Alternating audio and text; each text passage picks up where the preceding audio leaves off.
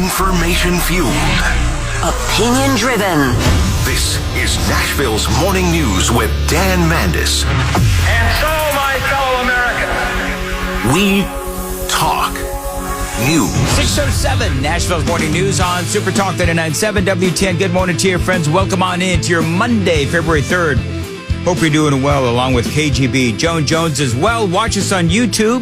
Be sure, by the way, to like the channel. You can also take our daily Dan poll. Do you agree with Donald Trump's tariffs? I got to tell you, this is a big story for a number of different reasons, of course.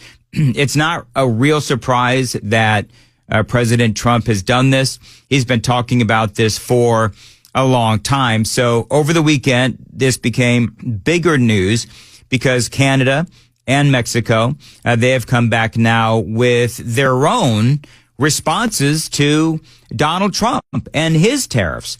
Now, ultimately, the question is, will this impact your economy? Yours. Listening at home. Driving along as you head into work.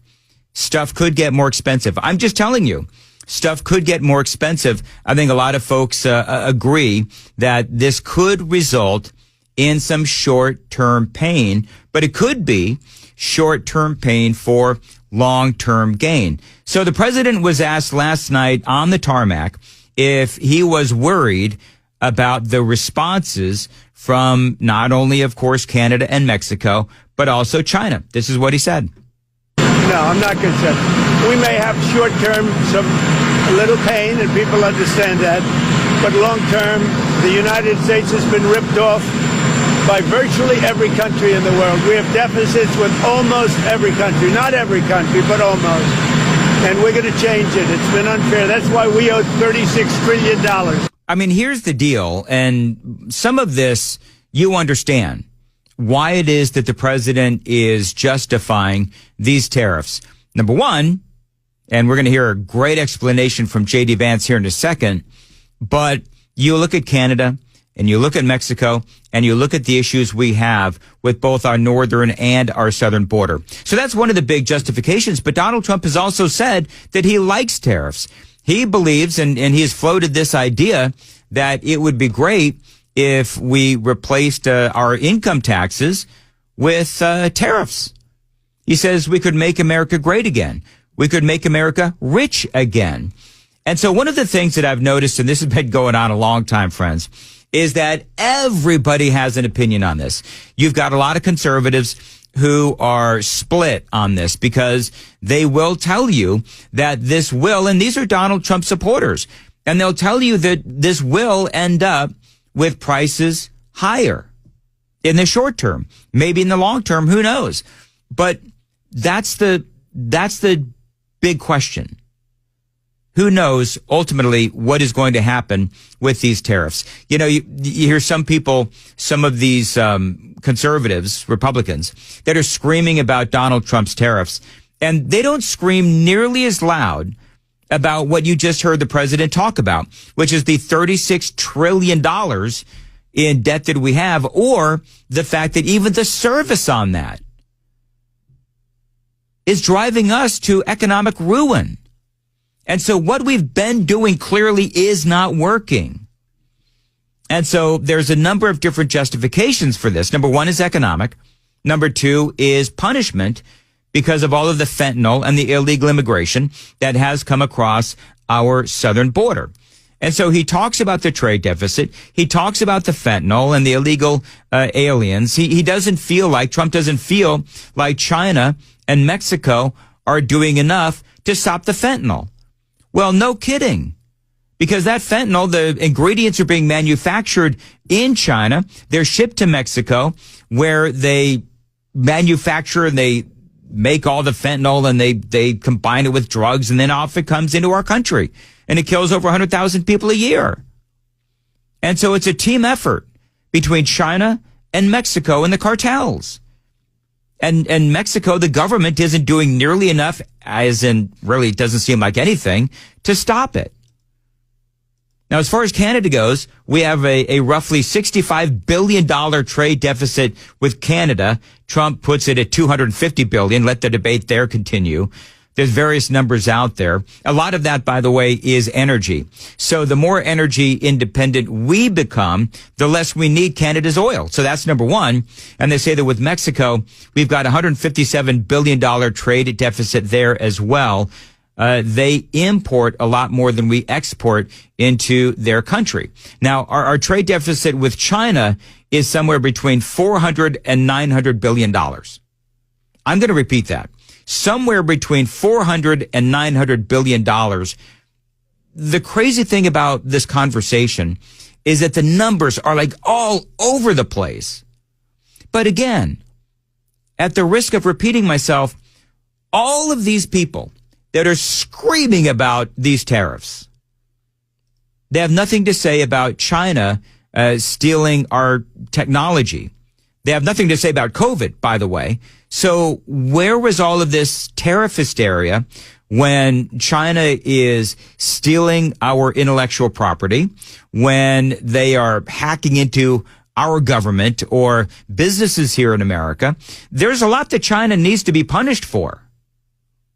So we have all of these people that are warning of, this economic Armageddon.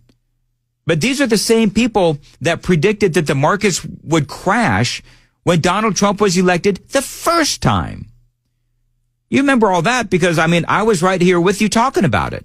We have deficits with everybody. We help everybody. We've been helping everybody for years. And to be honest, I don't think they appreciate it. So we're going to change that. We're going to change it fast. We're going to make America great again. We have to focus on our country. We have tremendous potential if properly used, and we have to focus on our country. Tremendous deficits with China, tremendous deficits with the European Union, tremendous deficits with Mexico and Canada. And why? What's the purpose of that? Why would we have deficits? By the way, realize that the vast majority of Canada and Mexico's exports go to America.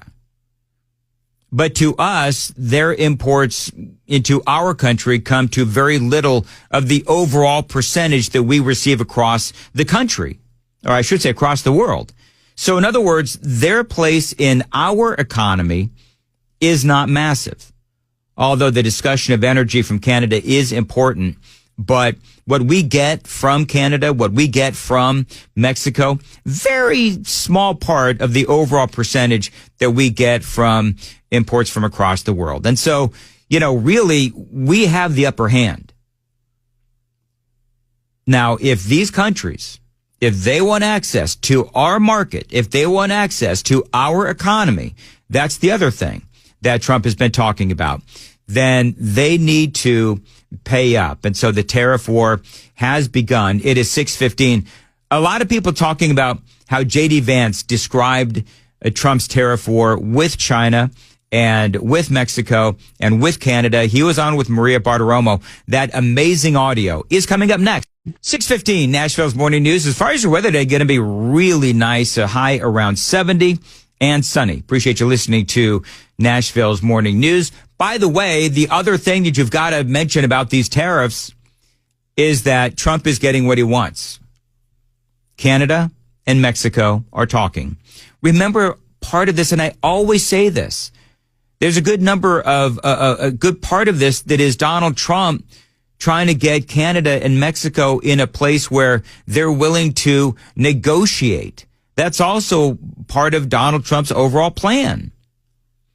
And so now we do have the retaliatory tariffs coming from Canada at 25%, Mexico retaliatory tariffs between 5 and 20% on various products. J.D. Vance was on Fox News, and I loved what he said, because he said that there is a number of reasons why the president is doing this. We'll see what happens, but I think, unfortunately, the retaliation has already happened. The problem with this whole idea that they're going to retaliate is they have already been taking advantage of America for decades. The retaliation is Donald Trump saying no more. We're not going to be taken advantage of anymore, and I think it's important the president is doing what he's doing. Now, look, it looks different ways and comes in different forms, whether you're talking about Canada or China or Mexico. Right. I mean, Donald Trump is trying to grow our manufacturing, and he's trying to keep the jobs here. So that's another part of it. And if these countries, again, if they want access to our economy and our people, then for Donald Trump,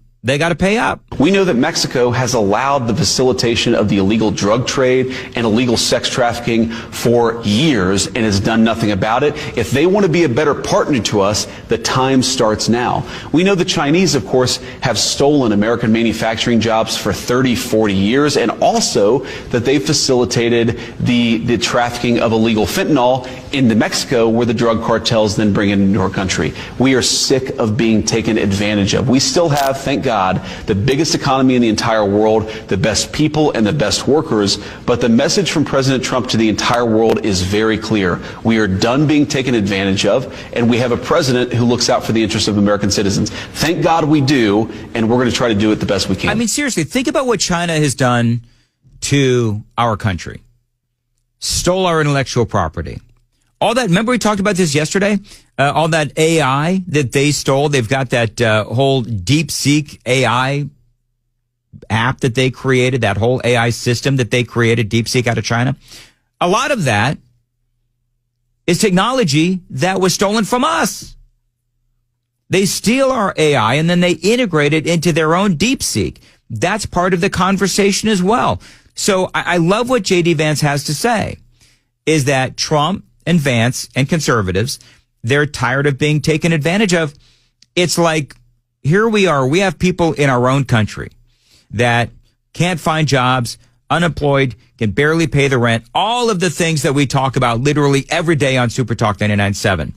But as Vance says, what about us? What about our country? We spend so much time taking care of all of these other countries while our own people suffer and while our own economy suffers. Now, I'm not going to sit here and tell you that I've got all the answers on what's going to happen with Donald Trump's tariffs. We don't know.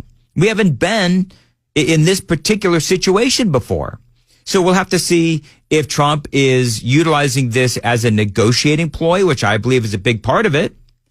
But as J.D. Vance said, all of that fentanyl being manufactured in China and then coming into Mexico, where it comes across our southern border, and Mexico and China, two peas in a pod on this thing.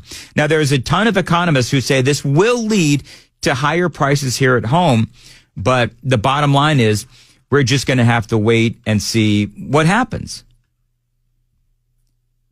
Because, again, we are, relatively speaking, in uncharted territory. Now, our Daily Dan poll is, do you agree with Donald Trump's tariffs?